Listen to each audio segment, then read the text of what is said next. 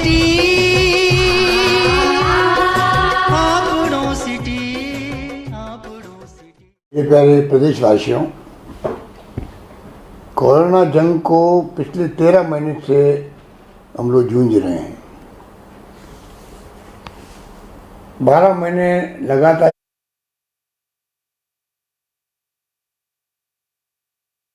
हम लोग टेस्टिंग के लिए पुणे और दिल्ली सैंपल भेजते थे। 70,000 पर डे टेस्टिंग की कैपेसिटी हमने यहाँ पर बना दी। आईसीयू बेड तैयार कर लिए, वेंटिलेटर तैयार कर लिए, ऑक्सीजन के लिए जनरेशन प्लांट लगा दिए, हर ज़िले में जनरेशन की फैसिलिटीज पैदा कर दी। कहने का मतलब आधारभूत ढांचा पूरा तैयार किया। और आप सबके सहयोग से, पूरे प्रदेशवासियों के सहयोग से, उनके आशीर्वाद से, जितने धर्मगुरु थे, एनजीओ थे, एक्टिविस्ट थे, व्यापारी थे, अपने मजदूर संगठनों के लोग थे, कर्मचारी संगठनों के लोग थे, या चाहे राजनीतिक पार्टियों के कार्यकर्ता थे, सब ने मिलकर वो जंग लड़ी थी और हम लोग उसमें जीत गए थे। भीलवाड़ा मॉडल का भी और राजस्थान का भी पूरे देश में नहीं बल्कि देश के बाहर, दुनिया के मुल्कों के अंदर भी प्रचार हुआ कि राजस्थान में बहुत शानदार कोरोना का प्रबंधन हो रहा है। हम लोगों के लिए गर्व करने की बात थी। अचानक जो दूसरी लहर आई है, पिछले 1 महीने से पूरी तरह तबाही मचा दी।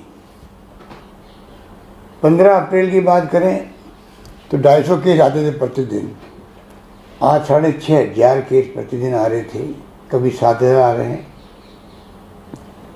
मृत्यु दर 0 हो गई थी। 15 मार्च को प्रतिदिन कोई मृत्यु हो नहीं रही थी उन दिनों के अंदर। आज 33 लोग मर गए हैं, कभी 30, कभी 32, कभी 33 के आंकड़े आए प्रतिदिन के। ये कोरोना भी अलग तरह के मिजाज का है, ये बहुत ही खतरनाक है। ये दूसरी लहर विशेषज्ञ कहते हैं हमेशा बहुत खतरनाक होती है।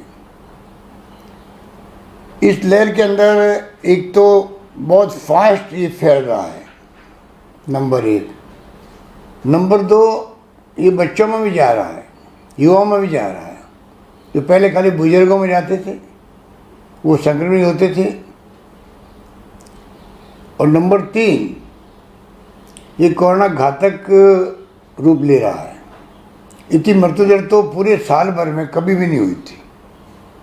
उस वक्त पूरे साल भर के आंकड़े देखें तो 20 मृत्यु पर डे मैक्सिमम हुई थी कुछ दिनों के लिए पूरे प्रदेश के अंदर। और अब कभी 25, कभी 35, कभी 33, मैंने कहा आपको। तो ये जो स्थिति बनी है, घातक ये है, तेज़ी से फैल ये रहा है, नौजवानों बच्चों तक में जा रहा है। आप टीवी देखते होंगे किस प्रकार के दृश्य देखने को मिल रहे हैं। शमशान गृह में जगह नहीं है, वेटिंग लिस्ट लगी हुई है, खुले में दाह संस्कार हो रहे हैं, अस्पतालों के बाहर एम्बुलेंसेज के लाइनें लगी हुई है। और जो टीवी बता रहा है पूरे देश का पिक्चर, वो बहुत ही डरावना है। तो आप सोच सकते हो कि अभी तक मुझसे बचे हुए हैं। हमारे पड़ोसी राज्यों में जो स्थिति है, चाहे दिल्ली हो, चाहे पंजाब, हरियाणा, मध्य प्रदेश, यूपी, उस सबसे हम लोग बहुत बेहतर स्थिति के अंदर है। महाराष्ट्र की तो आप देख रहे हो कि बहुत ही हालात ख़राब हो चुके हैं। वहाँ तो 50,000 से अधिक प्रतिदिन वहाँ पर संक्रमित लोग आ रहे हैं, मर रहे हैं काफ़ी बड़ी संख्या के अंदर। ये डरावना जो दृश्य बना देश के अंदर, दुनिया के मुल्कों में भी जहाँ जहाँ दूसरी लहर आई थी वहाँ बहुत ख़तरनाक मामले हुए थे। यूके के अंदर तो उन्होंने बहुत कड़ा लॉकडाउन लगा दिया 4 महीने लगातार। और दूसरी तरफ वैक्सीन बहुत भयंकर संख्या में लगाई, वहाँ पर सबको वैक्सीन लगाई। अब जाके हालात वहाँ बिल्कुल काबू में आ गए हैं। नाम मात्र के मरीज आ रहे हैं और इक्का दुक्का मौत हो रही है। हम नहीं चाहते थे कि यहाँ पर वीकेंड का लॉकडाउन लगाएं, या कर्फ्यू लगाएं, क्योंकि जब कोरोना चला जा रहा था तो लोग भी लापरवाह हो गए थे, मास्क लगा नहीं रहे थे, सोशल डिस्टेंसिंग हम कर नहीं रहे थे, हाथ धो नहीं रहे थे। शादी ब्याह में 500 1000 तो मामूली बात थी, समझाने के बावजूद भी नहीं मान रहे थे। और आप देख रहे हो कि इलेक्शन के अंदर तो सारी हदें पार हो गई। जुडिशरी में भी इलेक्शन अलाउ कर दिए, मना करने के बावजूद भी हमने मना किया था तो हमारी बात नहीं सुनी गई। उनका अपना फैसला है, इलेक्शन कमीशन को अपनी ड्यूटी अदा करनी थी, वो भी इलेक्शन कराने लग गए। और हम लोगों ने भी गलतियाँ करी। जिस प्रकार से बिहार के चुनाव शुरू हुए थे, लाखों की रैलियाँ हो रही थी। अब 5 राज्यों में चुनाव हो रहे हैं, आप देख लिया क्या क्या हो रहा है। बाई इलेक्शन हुए राजस्थान में, तभी रैली हो रही थी। कुछ हद तक तो हम भी जिम्मेदार हैं। तो सवाल ये कि हमें जनता और आम जनता की उनको आजीविका भी मिले और उनकी जान नहीं जाए, उनकी जान की रक्षा करना हमारा कर्तव्य है। जान है तो जहान है, तो जान की रक्षा करना हम सबका कर्तव्य है। और सरकार कोई कमी नहीं रख रही है, ना कमी रखेगी, ना पहले रखी थी। पहले भी हमने एनजीओ की सहायता से और प्रदेशवासियों के सहयोग से हमने कहा कोई भूखा नहीं सोना चाहिए, कोई भूखा नहीं सोएगा। मुझे खुशी है, कहते हुए गर्व है कि प्रदेशवासियों ने वही व्यवहार किया। आगे बढ़ बढ़ करके कच्चा खाना, पक्का खाना सबको खिलाया गया, पैकेट बांटे गए। विधायकगणों को हमने कहा, उन्होंने अपने फंड से पैकेट दिए परिवारों को। सरकार ने भी गेहूँ भी, दालें भी दी फ्री। और 35 लाख लोगों को मैंने बार बार उनके खाते के अंदर हम लोगों ने पहले 1000, फिर 1000 और फिर 1500 और फिर अभी मैंने हाल ही में 1000 रुपये और उनके खाते में हमने ट्रांसफ़र किए हैं। एक किस्त और हम देंगे उनको। परंतु फिर भी आजीविका की जो चुनौती हमारे सामने है वो सब जानते हैं। तो हमें ये देखना पड़ेगा किस प्रकार आजीविका चलती रहे, उनको तकलीफ़ नहीं हो। क्योंकि तकलीफ़ उसको होती है जो सुबह शाम कमा के खाता है।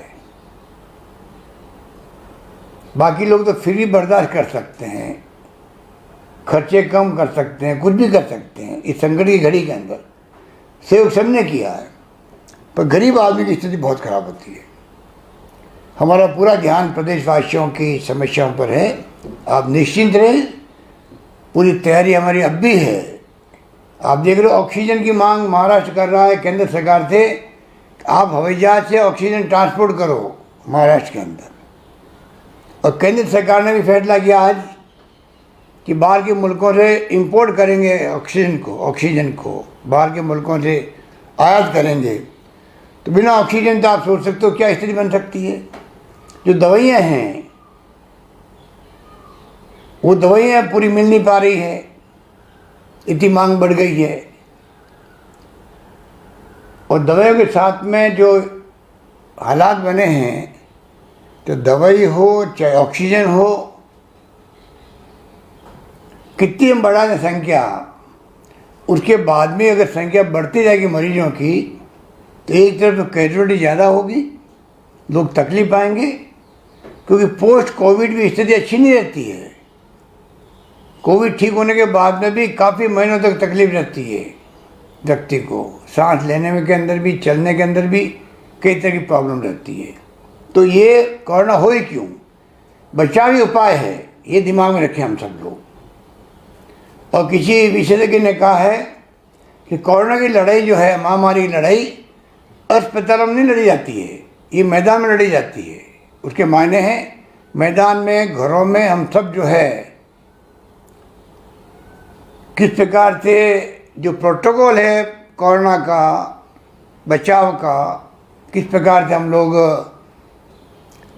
मास्क लगाएं, किस प्रकार से हम लोग हाथ को बार बार धोएं, किस प्रकार सोशल डिस्टेंसिंग रखें। इलाज है ये, वैक्सीन की तरह ये प्रभावशाली होता है मास्क लगाना। वैक्सीन की कुछ कमी हो गई केंद्र में, वो भेज नहीं रहे राज्यों को। हमारे लिए बहुत बड़ी चिंता का विषय है हम संपर्क में हैं केंद्र सरकार के, उम्मीद करते हैं कि वैक्सीन आती जाएगी, हम लगाते रहेंगे। वैक्सीन लगने के बाद में कम से कम ज़िंदगी जाने का खतरा ख़त्म हो जाता है। हर व्यक्ति को वैक्सीन लगानी है। मैंने भी पहली डोज दूसरी डोज लगा ली है, आप सबको लगानी है। सरकार पूरी व्यवस्था करने में लगी हुई है, चाहे वो इलाज हो, चाहे वो वैक्सीन हो, चाहे सोशल सिक्योरिटी के माध्यम से हम क्या कर सकते हैं, कैसे हम लोग सब मिलकर के। मैं तो आह्वान करना चाहूँगा प्रदेशवासियों को, सभी तबकों को, सभी वर्गों को, सभी संगठनों को।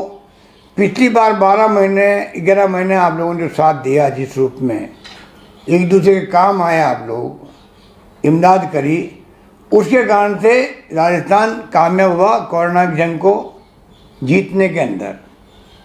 अब भी जंग जीतेंगे हम लोग, मुझे पूरा यकीन है।